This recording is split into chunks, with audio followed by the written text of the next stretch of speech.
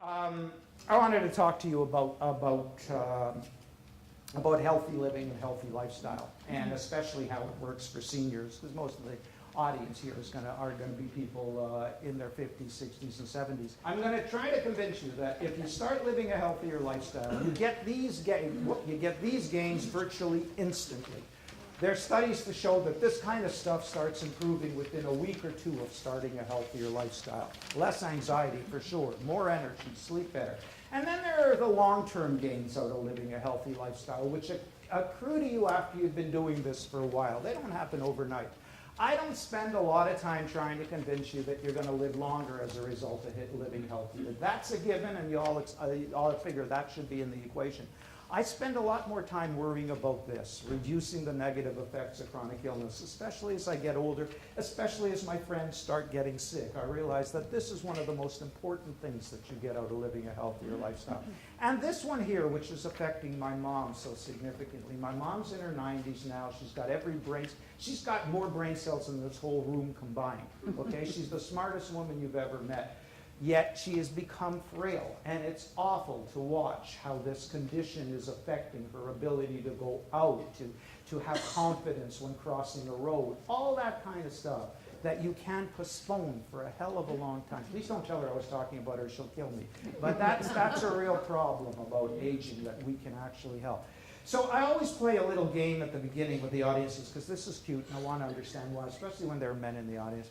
These statistics are relatively up to date. I think the one in Canada is about a year old, so it should be getting pretty new ones soon. The US one is about 6 years old. BC is also about a year old. I think they come out, I don't know, in February, so pretty soon we'll get, and they should just go up. I mean, we're doing terrific, eh? When you think at the turn of the 20th century, the average life expectancy was around 50, 45 to 50. So look at that, just in the last 100 years, it's just about double. That's unbelievable, right? That's a terrific gain. And of course, the thing to recognize is that this is from birth. So that if you're healthy at the age of 65, I try to sell this on middle-aged audiences, why it's so important, you actually get 20 to 25 more years of healthy living. The fastest growing demographic among us is the over 80-year-olds, and now over 90-year-olds. So a woman who's healthy at 65 can expect 23 to 24 more years of average life expectancy. That's average. It's a hell of a lot of them are living longer than that. And men, it's somewhat less than that. But here's a slide that always depresses the hell out of me when I see it. Why? Why is this a depressing slide for some members of the audience? Women. Women always get this. The guys are still trying to figure out Japan, Belgium, Ethiopia. You know, they don't know what the hell's going on here. Take a look at this. Everywhere you look in the world, women live longer than men. There used to be two countries where that wasn't true. The Maldives and I forget where. And now that they've caught up. So every single country in the world, women live longer than men, some places significantly. Look at this in Argentina. That's 7-year difference. That's amazing, eh? So the question I ask you is, why do women live longer than men? From a very serious perspective, and like I said, my message is a serious one. It's not all jokes. I think these are the two main reasons that women do better than men, and I think it costs us terrifically. In fact, an epidemiologist friend of mine who came to one of my talks and who saw this sent me this information based on data they have. In countries now where women are beginning to live like men, they are beginning to die like men. There's a terrific lifestyle effect on it. So the main reason that men die sooner, men don't listen. They don't listen to their bodies. They don't listen to their health care providers. They don't listen to their spouses. I'll tell you one last little joke, and then we'll move to the really serious stuff. It underlines the fact that men don't listen. This was something my sister-in-law sent me. These two cars coming towards each other along a very narrow, steep cliff road. And the guy's driving the way guys do, like a maniac, 180 kilometers an hour. The woman is driving at the speed limit, and as they pass each other, she rolls her window down and she yells out, "Pig!" Like 50 yards further on, he hits the biggest pig in the world, and he's killed instantly. The moral of the story is men don't listen. So the next 20 slides No jokes. It's all serious stuff. We're living longer than ever, but the rate of every single chronic disease that you can think of is increasing in prevalence. I could have made this slide 8 times as long if I wanted to. I just picked some of the ones that stand out for me that I often talk about in talks. Dementia is increasing dramatically. This thing, the disability of daily living. You can't go shopping for yourself. You can't go to the library on your own. You can't even wash your hair yourself. You have to have other people do it for you. These things are increasing in prevalence in our culture, and not just because we're getting older overall. It's because so many of us made inappropriate lifestyle choices earlier in life. This is from the World Health Organization annual report. When they looked at chronic diseases around the world, they've actually amended this. It's now gone up. It's closer to 65% of all chronic health problems are due to what they call 7 modifiable factors. A modifiable factor means it's under your control. So what? Oh yeah. So this is the money slide. This is the slide that you want to take home and really sleep on. Instead of worrying about Justin Trudeau being Prime Minister, worry about this.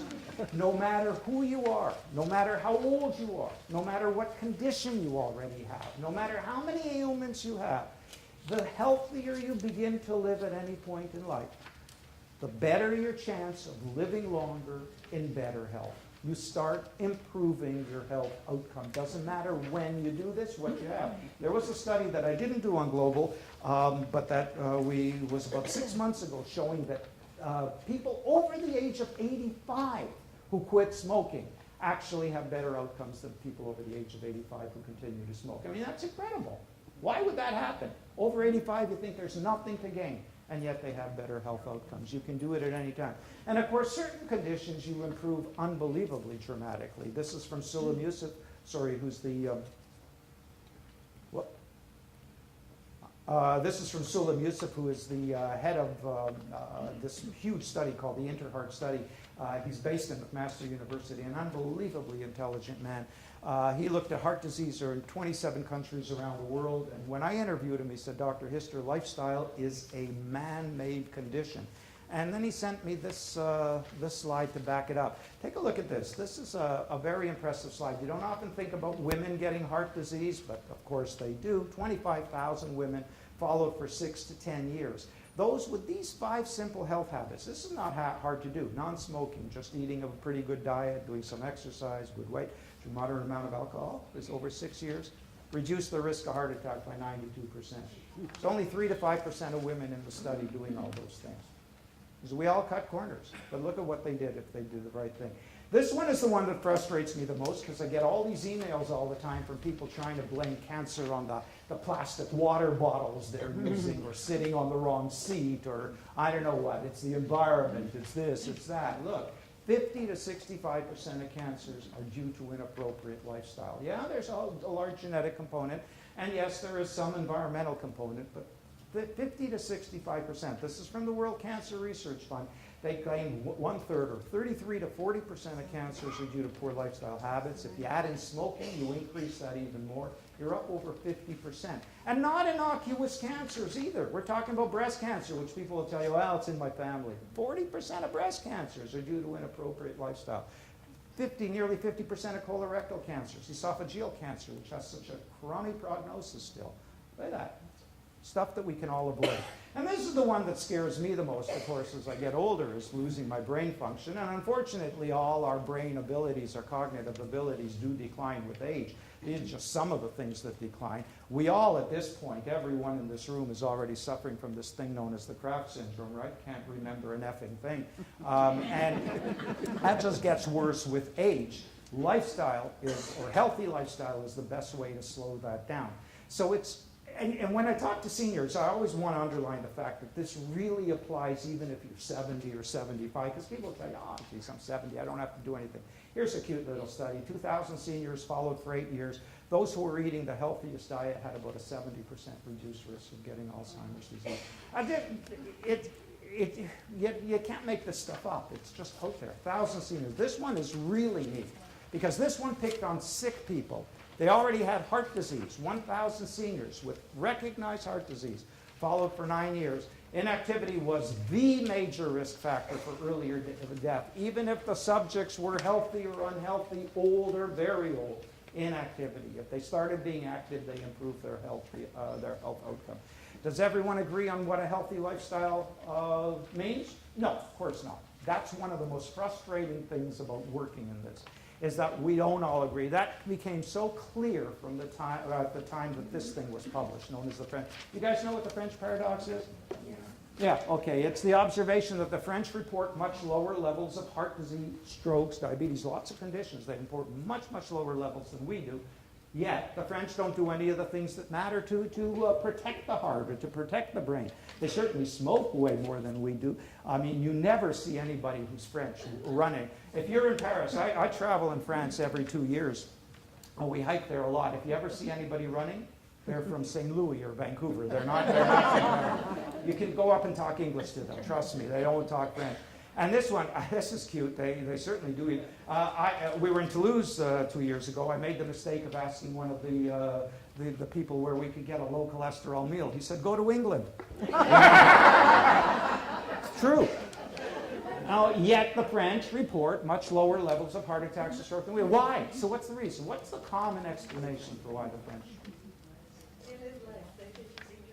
They enjoy life. Yeah, I like that. They certainly do. They don't work. They enjoy life. Productivity in France is zero. Yeah. My understanding is that they eat smaller meals. Yeah. You guys are such a serious audience. And they drink red wine. There you go. Yeah. I mean, that's the common explanation, is they drink a lot of red wine. But in fact, I like the serious note you took about that, because that's what's so important to understand about healthy life. It's not one factor. It's got to be 6 or 8 factors. It's got to be the fact that they relax more, or they work less, or they eat smaller portions, or they eat more veggies. For wine, for example, which people are always trying to figure out, is the resveratrol or it's that. My observation, because like I said, we're there for 2 weeks every couple of years, is when you have a bottle of wine over the dinner table, especially when it only costs €4 for a great bottle of wine, you relax, you talk more, you take it easier, you eat longer. There's so many variables, and that's what's so important to understand about lifestyle information, is that when you're getting it, you're getting people's opinions about what matter. So here, you're all here because you came to hear me. This is my opinion. You can get somebody else walking in here who can give you a totally different opinion about what matters. I've spent 25 years of my life, the last 25 years, doing nothing but reading lifestyle reports. I haven't practiced since 1991. I just read. There isn't a lifestyle report that I don't see. After 25 years, 23, this is the sum total of my insight into what matters for living a healthy lifestyle. Don't smoke, exercise, eat a good diet, watch your stress, watch your weight. You know what's so frustrating to me every time I see this, is that if I asked any grandmother to come up with the 7 most important things, and she hadn't spent 25 bloody years on the internet, she'd have come up with exactly the same list. Right? Any one of you, if I asked you to come up with 4 or 5 things, would have come up with these. This isn't rocket science. There's no hidden message. There's no magic formula. Every day, if you spend as much time as I do reading, the importance of these things comes back to you over and over again. I don't necessarily believe these have to go in this order. The order is one that each person decides for themselves. And to be honest, for me, alcohol was always up in number 2. This is where I used to put it.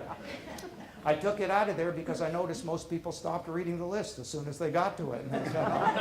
So now I've got it down at number 7. But these are the ones that matter, and you have to decide which one of those you can work on and which ones are most important to you. These 2 slides show you how important that is. This is called the Epic Norfolk Study from Norfolk County in the UK. 20,000 people followed for 11 years. Remember, this is the UK. So being active in the UK does not mean that they were marathoners. They just didn't fall down on the way to the pub. These are people who they were up that day. I'm sure they had no trouble drinking a bit of alcohol every day. Look at 4 simple things. You know how this was reported? A 74-year-old who was doing all the right things had the same life expectancy as a 60-year-old who was doing a 14-year difference in life expectancy. It's certainly not that simple, but it goes to show you how much it can matter. This is the slide that I like the most out of everything, because I told you I don't care that much about living longer, I care about living better. I like this study because it was done in Germany, and it was done on middle-aged people. And in Germany, of course, because you eat so much schnitzel and potato and drink so much beer, you're allowed to be much fatter than we are. We claim a BMI of 25 and up is unhealthy. They say, oh no, don't worry about it. Another 20 pounds isn't going to hurt you. And I think they're right. So let's just focus on these first three things. Non-smokers, exercise, healthy diet. Take a look at these impressive statistics. They lowered their risk of any chronic disease by 80%. Type 2 diabetes virtually eliminated. There must be a 7 to 10% background genetic risk, which you can't get rid of. Virtually eliminated the risk. Heart attack down by 80%. Stroke 50%. Cancer 36% in only 8 years. I bet you would have been much lower if the study, much higher number there if the study had gone on longer. The stuff works. I'm not making it up. Every time you see a study, that gets underlined. Are those the only things that matter? Of course not. I told you, I came up with this to, I have to believe this is true. This as well, the best thing about the hockey strike. To show you what kind of a moron I am, I've been putting this up for 29 years, and so last year I added this part before I die. What else? Yeah, keep your brain sharp. This is cute because I go to all these gerontology conferences, and they're always telling you to keep your brain sharp, and the best way of doing it is continue. But you know what I find? I continue to learn. Every time I try to learn something new, something old gets pushed out of my brain. I thought I was the only one until I read this thing from Homer Simpson. It says, remember when I took that winemaking course and I forgot how to drive? So there's and this one. Okay, this is probably what makes me most well known as a lifestyle advocate. Coffee is a health drink. Okay, water is shit. I don't think I could put it more plainly than that. Okay, this study was on. We did this on Global when 5 months ago, May. Yeah, 15% fewer deaths. So that's a lot of fewer deaths, right? And the coffee drinkers, and the more coffee they drank, the better.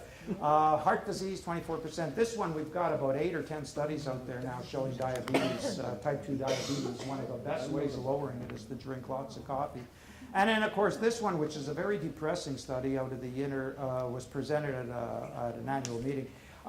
You know that in the inner cities in the United States, what do you think is in coffee? Water, yeah, well, water, sure. Hey, good, okay, there's a genius prize, the MacArthur Foundation. Water, what else? Caffeine, and what else? Antioxidants. Antioxidants. It's loaded with antioxidants and minerals. And that's where this last thing comes in. In the inner cities in the United States, in Watts and Bedford-Stuyvesant, you don't get a whole lot of organic produce outlets, right? Even the supermarkets don't go in there. These people don't get access to that kind of stuff. What do they get access to? Coffee. McDonald's, sitting there drinking the endless cups of coffee, and that's how they get their antioxidants. Well, it's a bit depressing, but that's how it works. But, I was reminded that this by somebody who sent me this information, and it's true, not all coffee is the same. That follow-up question on decaf.